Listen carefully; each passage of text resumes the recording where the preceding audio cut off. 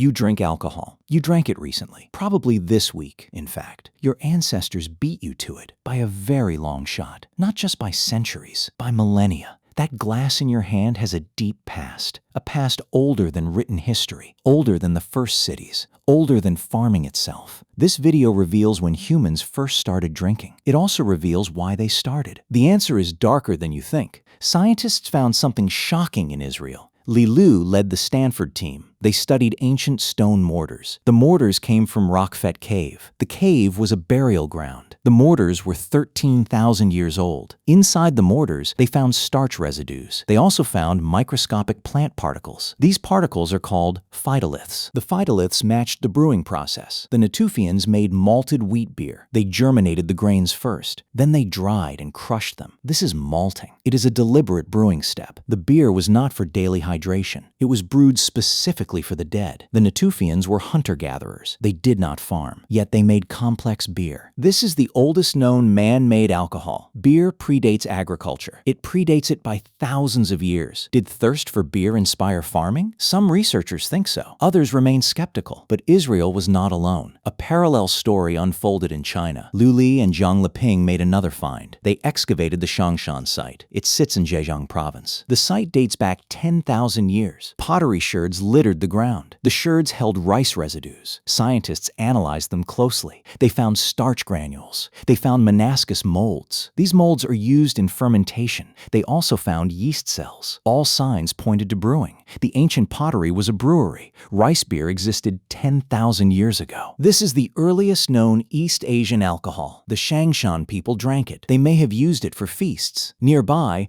another site told a darker story. Qiaotou held many human burials. Painted pottery surrounded the corpses. Jiajing Wang analyzed the vessels. The pots held fermented beer. It was made from rice, and Job's tears grains, and other starchy plants. The beer was for burial rituals. Mourners gathered around the graves. They drank to honor the dead. They drank to forget their grief. The alcohol united the community. Ritual drinking created social bonds. It paved the way for farming societies. People came together to drink. They built trust over shared cups. They built larger settlements. How do scientists know this? They use advanced chemistry. Patrick McGovern pioneered the field. He is called the Indiana Jones of ancient wine. He uses a method called FTIR. It stands for Fourier Transform Infrared Spectroscopy. He also uses gas chromatography and mass spectrometry. These tools identify ancient molecules. Tartaric acid is a key marker. It only comes from grapes. Calcium oxalate is another marker. It is called beerstone. It forms from fermented barley. These molecules survive thousands of years. They survive inside pottery pores. They survive as microscopic crystals. The science is rock solid. Then came the Jiahu discovery. The site is in Henan province, China. McGovern analyzed the pottery there. The shards dated to 7000 BC. He found tartaric acid inside, but there were no grape seeds nearby. So where did the acid come from? It came from hawthorn fruit and wild grapes and rice and honey. It was a mixed, fermented drink, not wine, not beer, a prehistoric cocktail. This is the earliest chemically confirmed alcohol. McGovern called it a Neolithic grog. The drink was sweet and potent. It was likely used in rituals. It was also used for medicine. The Jiahu people were advanced, but grapes came later. Pure grape wine emerged next, in the Caucasus Mountains. Archaeologists found the evidence. The site is Gadachrili Gora. It lies in the country of Georgia. Patrick McGovern worked on this too. David Lordkipanidze led the Georgian team. They found pottery fragments. The fragments dated to 6000 BC. Residues showed pure grape wine. This pushed wine back 1000 years. The grapes were native species, Vitis vinifera, the same grape used today. Georgians still make wine this way. They bury the jars underground. They call them kuvevri. The tradition is 8,000 years old. Then came another Iranian find. Haji Firuz Tepe is a tell. It is in the Zagros Mountains. The site dates to 5400 BC.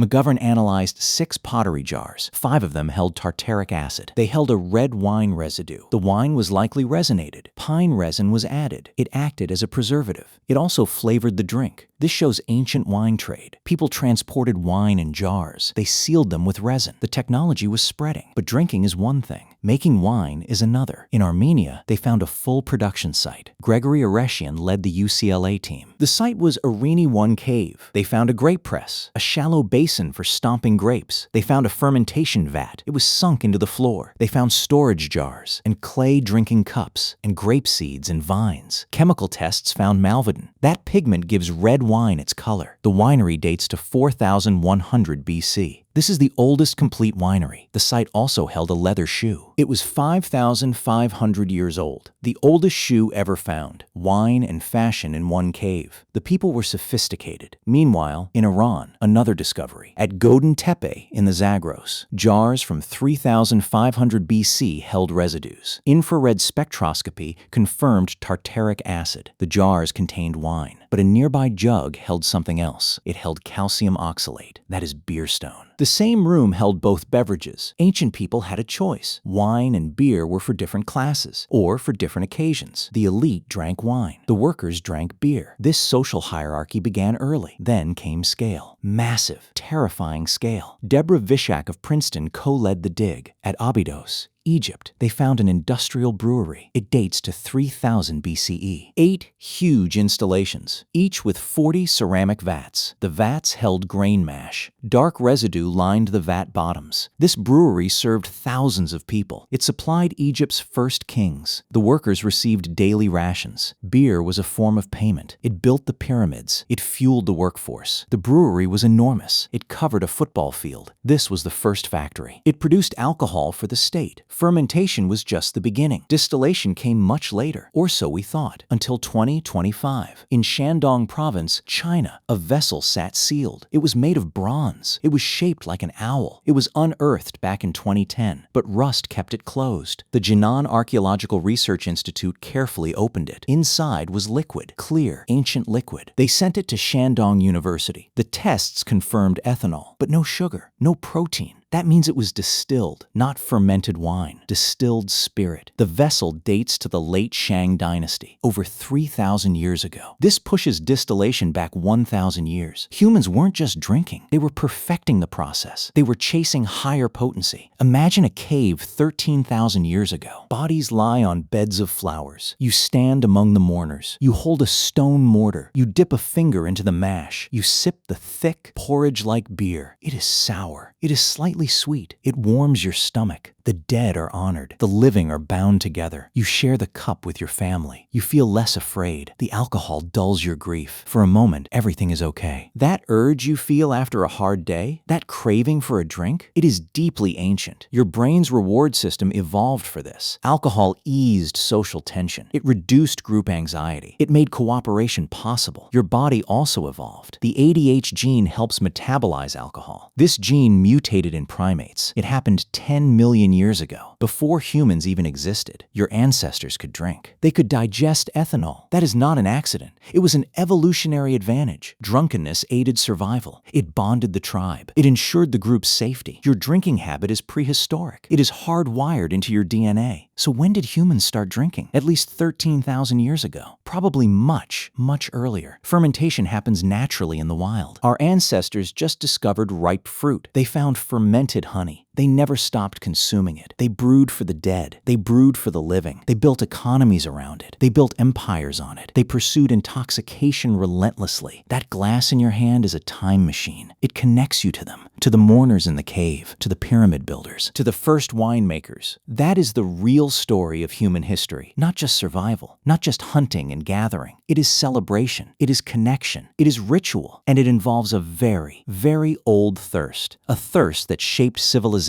itself. Sources linked below. Thank you for watching.